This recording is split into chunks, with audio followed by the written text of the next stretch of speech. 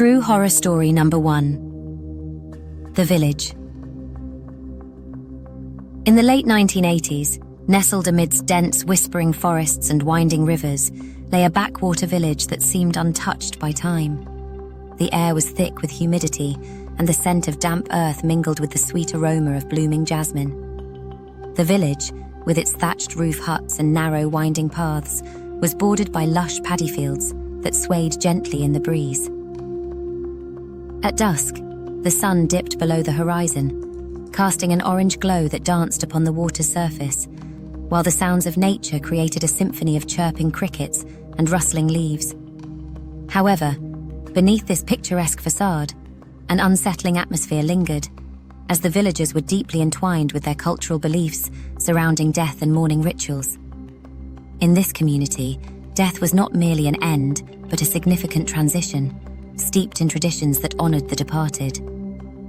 The villagers believed that the souls of the deceased lingered among them, and thus, elaborate mourning rituals were observed. When someone passed away, the family would don white garments, symbolizing purity and mourning, and the entire village would participate in the rituals, which included chanting prayers and offering food to the spirits.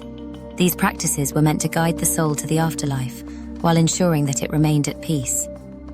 However, the villagers also held a profound respect for the unknown, believing that the boundary between the living and the dead was thin, especially during the night. This belief was further amplified by the eerie howling of dogs that echoed through the village after sunset. The locals regarded these howls as ominous signs, interpreting them as a warning that something was amiss. According to local superstition, when dogs howled at night, it was believed that they were sensing the presence of spirits, or foretelling an impending death. The villagers would often gather in hushed tones, sharing stories of past occurrences when the howling preceded tragic events, reinforcing their fears and beliefs. Children were warned not to venture out alone after dark, lest they encounter the restless spirits that roamed the village. The connection between the howling dogs and the villagers' superstitions created an atmosphere of unease, where every sound seemed amplified in the stillness of the night. As the moon cast its silvery light over the village, the howls would rise and fall, intertwining with the whispers of the trees, leaving the villagers in a state of anxious anticipation. In this backwater village, the interplay of cultural beliefs, mourning rituals, and the haunting cries of dogs painted a vivid picture of a community grappling with the mysteries of life and death, forever haunted by the shadows of their past. True horror story number 2, Mia. In the dimly lit corners of our home, a sense of unease hung in the air, a reflection of the volatile environment that had become our daily reality. My mother, once a vibrant and nurturing figure, had gradually succumbed to the shadows of her mental health struggles. The walls, once adorned with laughter and warmth, now echoed with tension and despair. Arguments erupted like thunderclaps, often ignited by the smallest of triggers, leaving us all on edge. My father, overwhelmed by his own frustrations, would raise his voice, while my mother, caught in the throes of her condition, would retreat into a world of her own, her eyes distant and haunted. It was a heartbreaking transformation, watching the woman who had once been our anchor drift further away from us. One fateful night, the atmosphere shifted from tense to terrifying. I was jolted awake by a sound that sent chills down my spine, a soft, shuffling noise coming from the kitchen. My heart raced as I glanced at the clock. It was well past midnight. I crept out of my room, drawn by an instinctive fear, and as I approached the kitchen, I froze in horror. There stood my mother, her figure illuminated by the faint glow of the moonlight streaming through the window. In her hand, she clutched a knife, its blade glinting ominously. She was sleepwalking, her eyes vacant and unseeing, as if she were a mere shell of the person I once knew. The sight was both surreal and terrifying. I felt a primal urge to intervene, yet I was paralyzed by fear. What if she turned and saw me? What if she didn't recognize me? My mind raced with the possibilities, each more horrifying than the last. I could hear the faint sound of her murmuring, words that made no sense, lost in a dream that had taken a dark turn. It was a moment that felt suspended in time, a haunting tableau that would forever be etched in my memory. Finally, summoning every ounce of courage, I stepped forward, my voice trembling as I called her name. "Mom!" The sound broke through the fog, and for a brief moment her gaze flickered with recognition. I rushed to her side, gently taking the knife from her hand, my heart pounding in my chest. That night was a turning point, a stark reminder of the importance of recognizing mental illness and the urgent need for help. It became clear that my mother's struggles were not just a personal battle, but a family crisis that required intervention. We began to seek professional help, understanding that mental health is as crucial as physical health. It was a long and arduous journey, but it was one that taught us the value of compassion, understanding, and the necessity of breaking the silence surrounding mental illness. Growing up in a small town, I had always been surrounded by the warmth of family and friends. However, that sense of security shattered when I lost my parents in a tragic accident. Suddenly, I found myself navigating the world alone, relying on my older sister, Mia, who became my guardian and my rock. Despite her best efforts to provide a semblance of normalcy, the weight of our loss hung heavily over us, casting a long shadow on our lives. As we struggled to cope with our grief, we also had to contend with the remnants of our past, including Ryan, a former family friend who had once been a fixture in our lives. Ryan had dated Mia for a brief period, and while their relationship had ended amicably, his presence still lingered like a ghost. He had always been charming and charismatic, but after our parents' death, something in him shifted. He became increasingly erratic, often showing up unannounced and making Mia uncomfortable. One evening, as I sat in the living room, I heard the unmistakable sound of a car pulling into our driveway. My heart sank as I recognized Ryan's vehicle. I glanced at Mia, who was visibly tense, her eyes darting toward the window. "He shouldn't be here," she whispered, her voice trembling. I could feel the tension in the air as Ryan knocked on the door, his voice smooth yet unsettling as he called out to us. "Hey Mia, I just wanted to talk." Against her better judgment, Mia opened the door and Ryan stepped inside, his demeanor shifting from friendly to menacing in an instant. The atmosphere grew thick with unease as he began to question Mia about her life since our parents' passing, his tone dripping with a false sense of concern. I could see the discomfort etched on Mia's face, and instinctively, I moved closer to her, ready to protect her if necessary. As the conversation escalated, Ryan's facade crumbled, revealing a darker side that sent chills down my spine. He began to make veiled threats, his eyes narrowing as he focused on me. "You're just a kid. You don't know what's best for your sister," he sneered, stepping closer.